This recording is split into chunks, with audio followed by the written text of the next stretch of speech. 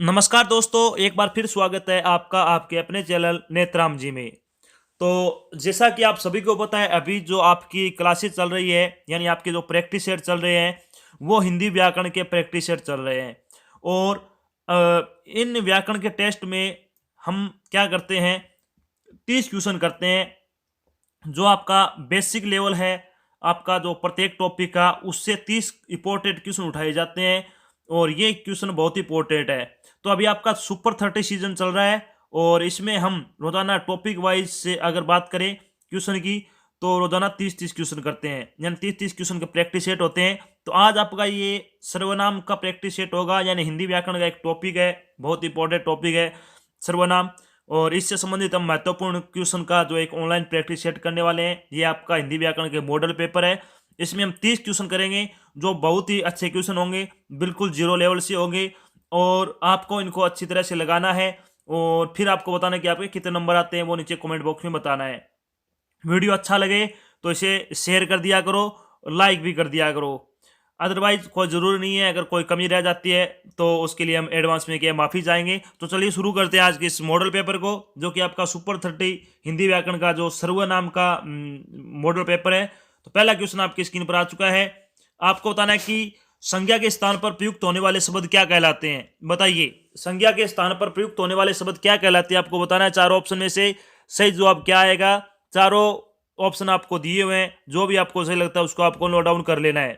क्या आएगा, तो संज्ञा के स्थान पर प्रयुक्त होने वाले शब्द सर्वनाम कहलाते हैं, सभी को पता है। ऑप्शन नंबर क्या आएगा इसमें, ए अगर आपने किया तो आपका बिल्कुल सही जवाब। बिल्कुल जीरो लेवल से हम शुरू कर रहे हैं अभी। पहला क्वेश्चन क्या है। दूसरा क्वेश्चन क्या है आपका, सर्वनाम के भेद बताना। आपको सर्वनाम के कितने भेद हैं, बताइए। सर्वनाम के भेद पूछा आपसे, कितने बताइए। चार ऑप्शन में से सही जवाब क्या आएगा, चार ऑप्शन में से सही जवाब दें, सोच समझ कर जवाब दें, थोड़ा टाइम ले ले, कोई दिक्कत नहीं है, लेकिन अच्छा जवाब आना चाहिए।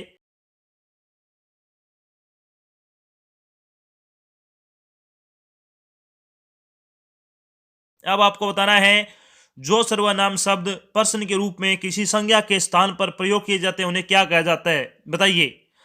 यानी जो सर्वनाम शब्द पर्सन के रूप में किसी संज्ञा के स्थान पर प्रयुक्त किए जाते हैं या फिर प्रयोग में किए जाते हैं, वो क्या कहलाते हैं, आपको बताने हैं। बताइए क्या कहलाते हैं वो। तो वो कहलाते हैं पर्सनवाचक सर्वनाम। क्या आएगा इसमें, पर्सनवाचक सर्वनाम। ऑप्शन नंबर बी में दे रखा आपका बिल्कुल सही जवाब, ऑप्शन नंबर बी।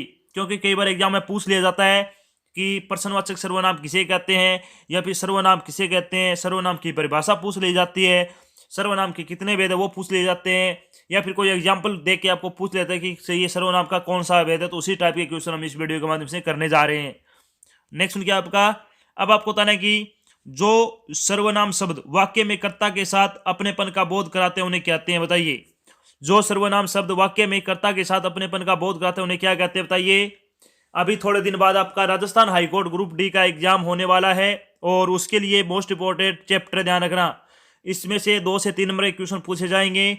अगर आपका बेसिक लेवल अच्छा होगा तो आप बिल्कुल बिल्कुल हार्ड से हार्ड क्वेश्चन है, आराम से कर लोगे। जो सर्वनाम शब्द वाक्य में कर्ता के साथ अपनेपन का बोध कराते हैं, उन्हें क्या कहते हैं, बताइए। चार ऑप्शन में से क्या कहते हैं उन्हें, तो उन्हें कहते हैं निजवाचक सर्वनाम कहते हैं उन्हें। ऑप्शन नंबर डी अगर आपने किया है तो बिल्कुल सही जवाब। बढ़ते हैं नेक्स्ट की ओर। अब आपको बताना है कि पुरुषवाचक सर्वनाम कितने प्रकार के होते हैं, बताइए। पुरुषवाचक सर्वनाम कितने प्रकार के होते हैं, मोस्ट इंपॉर्टेंट क्वेश्चन, बहुत बार एग्जाम में पूछा गया ये। और जो आपकी राजस्थान हाईकोर्ट ग्रुप डी की जो क्लासेस चल रही है, सब्जेक्ट वाइज पेपर चल रहे हैं, टेस्ट चल रहे हैं, उसमें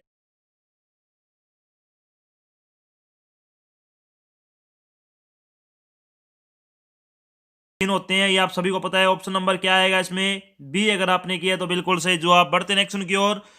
जिन सर्वनामों का प्रयोग वक्ता या लेखक अपने लिए करता है, उन्हें उत्तम पुरुष सर्वनाम कहते हैं, सभी को पता है ये चीज। उत्तम पुरुष सर्वनाम कौन से होते हैं, वे सर्वनाम जिनका प्रयोग वक्ता या फिर लेखक अपने लिए करता है, वे उत्तम पुरुष सर्वनाम होते हैं। निम्न में से एक इसका सही उदाहरण नहीं है, बताइए कौन सा नहीं है। क्वेश्चन देखिए आपसे कितना घुमा फिरा के पूछा है, बिल्कुल आसान क्वेश्चन है। ये पूछने वाला इस तरह पूछ सकता था कि इनमें से उत्तम पुरुष सर्वनाम का कौन सा उदाहरण नहीं है, ये पूछ सकता था, लेकिन आपसे परिभाषा देके पूछा है तो आपको इसी तरह से क्या है एग्जाम में गुमराह किया जाएगा।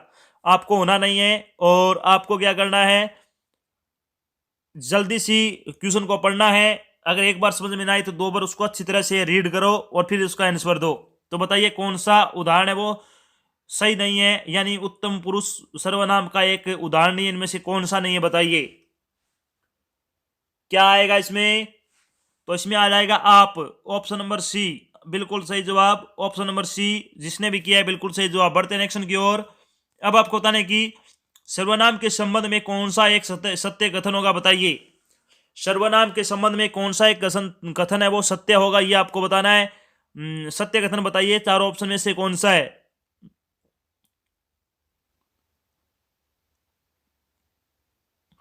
एक सत्य कथन बताना आपको, कौन सा है इनमें से, तो चारों ऑप्शन में से कौन सा आएगा, तो इसमें आएगा संज्ञा शब्दों के बार बार प्रयोग से बचने के लिए इनका प्रयोग किया जाता है, बिल्कुल सही, ऑप्शन नंबर ए जिसने भी किया है बिल्कुल सही जवाब। बढ़ते नेक्स्ट की ओर। वे सर्वनाम जो किसी वस्तु या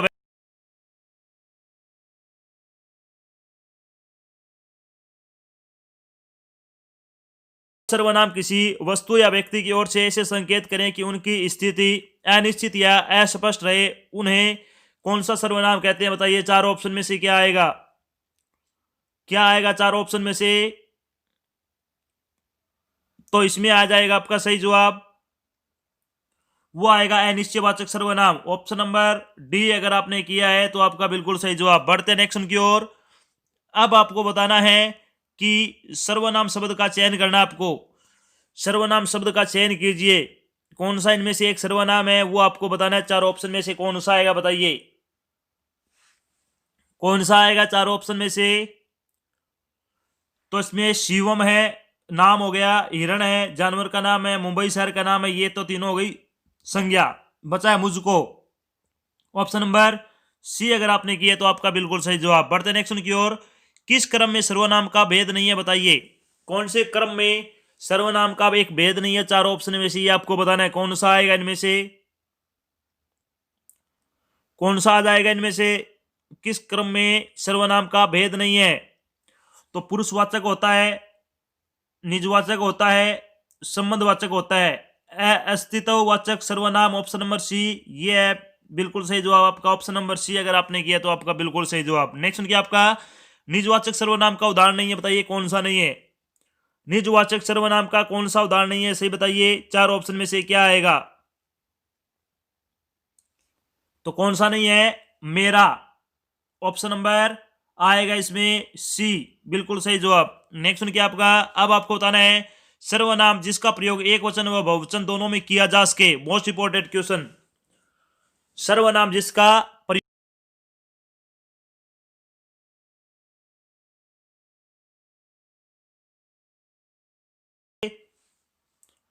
तो इसमें आ जाएगा जो, ऑप्शन नंबर डी अगर आपने किया तो आपका बिल्कुल सही जवाब। बढ़ते हैं नेक्स्ट की ओर। जिन सर्वनामों का प्रयोग लेखक समय के लिए करता है वे क्या कहलाते हैं बताइए, जिन सर्वनामों का प्रयोग लेखक समय के लिए करता है वे क्या कहलाते हैं बताइए, चार ऑप्शन में से क्या आएगा, क्या आ जाएगा चार ऑप्शन में से, तो इसमें आ जाएगा आपका उत्तम पुरुष, ये अभी थोड़ी देर पहले मैंने आपको बताया भी था, अगर आपने ध्यान से सुना हो तो आपने बिल्कुल सही किया होगा, ऑप्शन नंबर बी। नेक्स्ट क्या आपका, अब आपको बताना है कि सर्वनाम जिसका व्यवहार एक वचन में नहीं होता है बताइए, सर्वनाम जिसका व्यवहार एक वचन में नहीं होता है वो आपको बताना है, चार ऑप्शन में से कौन सा आएगा, सही जवाब बताइए, चार ऑप्शन में से कौन सा सही होगा, इसमें कौन सा आएगा, आप, ऑप्शन नंबर डी आएगा इसमें भी बिल्कुल सही जवाब। जिसने भी ऑप्शन नंबर डी किया है अपना एक नंबर जोड़ दें। बढ़ते नेक्स्ट की ओर। मध्यम पुरुषवाचक सर्वनाम का बहुवचन क्या होता है बताइए, मध्यम पुरुषवाचक सर्वनाम का बहुवचन है बताइए कौन सा इनमें से, चारों ऑप्शन में से बताइए सही जवाब क्या आएगा इसमें, तो इसमें आएगा तुझे, ऑप्शन नंबर डी बिल्कुल सही जवाब। बढ़ते नेक्स्ट की ओर। अब आपको बताना है पूर्णतः एक वचन सर्वनाम है बताइए, पूर्णतः एक वचन सर्वनाम कौन सा इनमें से बताइए, चारों ऑप्शन में से क्या आएगा, पूर्णतः एक वचन सर्वनाम आपसे पूछा है बताइए कौन सा आएगा चार ऑप्शन में से, तो इसमें आ जाएगा मेरे, ऑप्शन नंबर बी जिसने भी किया है बिल्कुल सही किया है। बढ़ते हैं नेक्स्ट की ओर। निम्नलिखित में से किस विकल्प में सभी सर्वनाम पुरुषवाची है, बताइए। निम्नलिखित में से किस विकल्प में सभी सर्वनाम पुरुषवाची है, बताइए क्या आएगा चारों ऑप्शन में से।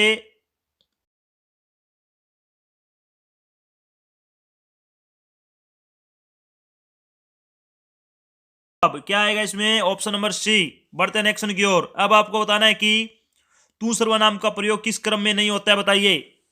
तू सर्वनाम का प्रयोग किस संबंध में नहीं होता है, किस क्रम में नहीं होता है, वो आपको बताना है। चारों ऑप्शन में से क्या आ जाएगा इसमें, क्या आएगा चारों ऑप्शन में से। तो इसमें आएगा संबंध बताने के लिए ऑप्शन नंबर सी। अगर आपने किया है तो आपका बिल्कुल सही जवाब। क्या आएगा इसमें, ऑप्शन नंबर सी। संबंध बताने के लिए तू सर्वनाम का प्रयोग नहीं होता है। बढ़ते नेक्स्ट की ओर। किस क्रम में निश्चयवाचक सर्वनाम का सही उदाहरण है, बताइए। किस क्रम में निश्चयवाचक सर्वनाम का सही उदाहरण है, वो आपको बताना है। चार ऑप्शन में से कौन सा आएगा, कौन सा आएगा चार ऑप्शन में से। तो इसमें आएगा, इस पुस्तक को देखो यह कितनी उपयोगी है। ऑप्शन नंबर डी अगर आपने किया है तो आपका बिल्कुल सही जवाब। बढ़ते हैं नेक्स्ट की ओर। अब आपको बताना है सर्वनाम शब्द का चयन कीजिए। आपको सर्वनाम शब्द बताने में से कौन सा बताइए। सर्वनाम शब्द बताना आपको कौन सा, बताइए। तो कौन सा आएगा इसमें, ताजमहल और बुढ़ापा संज्ञा हो गए, पतला विशेषण है इसमें उन्होंने। ऑप्शन नंबर डी आएगा आपका बिल्कुल सही जवाब। बुढ़ापा भाववाचक संज्ञा होती है, ध्यान रखना। और ये बहुत बार एग्जाम में पूछा गया है। बुढ़ापा शब्द से संबंधित आपसे एक क्वेश्चन जरूर पूछा जाता है, बहुत बार देखा हमने। नेक्स्ट क्या आपका, सर्वनाम के कितने भेद होते हैं। पहले पूछा था सर्वनाम के कितने भेद होते हैं, आपको ऑप्शन देखने वहां पे।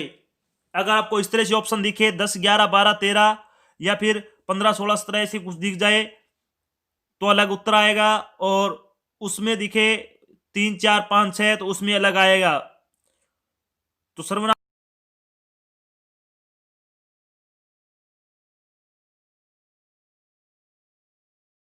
कर लेना इसको।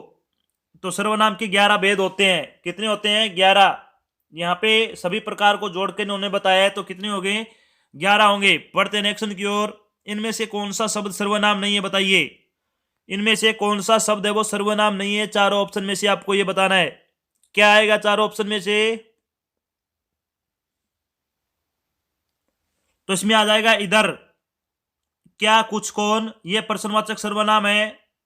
क्या और कौन, कुछ आ जाएगा इसमें अनिश्चयवाचक। तो ऑप्शन नंबर सी आएगा इसमें आपका बिल्कुल सही जवाब। बढ़ते नेक्स्ट की ओर। सर्वनाम के संबंध में कौन सा एक असत्य कथन होगा, बताइए। सर्वनाम के संबंध में कौन सा एक असत्य कथन होगा, चारों ऑप्शन में से आपको यह बताना है। क्या आएगा, क्या आ जाएगा आपका सही जवाब।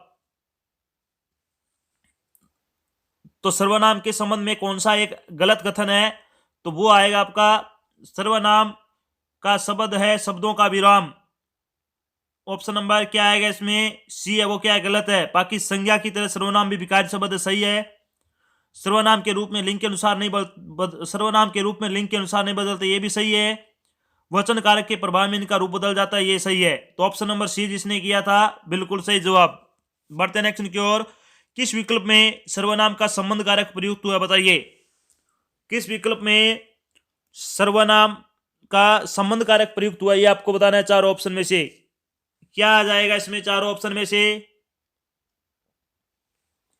तो इसमें आ जाएगा 13। ऑप्शन नंबर डी अगर आपने किया है तो आपका बिल्कुल सही जवाब।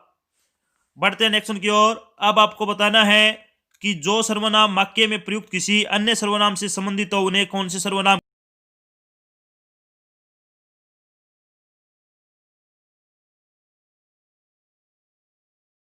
चार ऑप्शन आपको दिए हुए हैं, सही जवाब बताइए क्या आ जाएगा इसमें।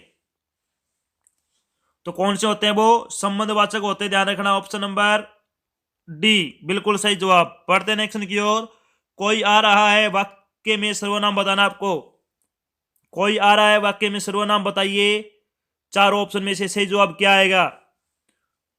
ये 30 क्वेश्चन आप आराम से 2-3 बार इनको रीड करना है, हो सके तो इनके नोट्स तैयार कर लो। ये वो क्वेश्चन है जो आपसे एग्जाम में बिल्कुल पूछे जाएंगे। 1 या 2 क्वेश्चन आने के पूरे पूरे चांस है। तो इनको अच्छी तरह से रट लेना आप, अगर राजस्थान हाईकोर्ट ग्रुप डी की अभी तैयारी कर रहे हो तो कोई आ रहा है, इस वाक्य में आपसे सर्वनाम पूछा था, तो कोई कौन सा होता है? अनिश्चयवाचक होता है। ऑप्शन नंबर सी बिल्कुल सही जवाब। बढ़ते हैं नेक्स्ट की ओर। उसकी गाय 10 किलो दूध देती है, रेखांकित शब्द में सर्वनाम बताना आपको, तो यहाँ पे उसकी आएगा। रेखांकित शब्द बताइए कौन से सर्वनाम का उदाहरण है ये? उसकी गाय 10 किलो दूध देती है, तो इसमें कौन सा आएगा? अन्य पुरुषवाचक। ऑप्शन नंबर डी अगर आपने किया तो बिल्कुल सही जवाब। नेक्स्ट क्या आपका? मध्यम पुरुषवाचक सर्वनाम का उदाहरण कौन सा है बताइए? मध्यम पुरुषवाचक सर्वनाम का उदाहरण बताइए, चारों ऑप्शन में से कौन सा आएगा? कौन सा आएगा चारों ऑप्शन में से? तो इसमें आएगा तुम पुस्तक ले आओ। ऑप्शन नंबर डी बिल्कुल सही जवाब है। क्या आएगा? Option number D. नेक्स्ट क्या आपका? अब आपको बताना है कि तू, तुम, आप हिंदी में कौन से पुरुषवाचक सर्वनाम है बताइए? तू, तुम, आप हिंदी में कौन से पुरुषवाचक सर्वनाम है, ये आपको बताना है चारों ऑप्शन में से।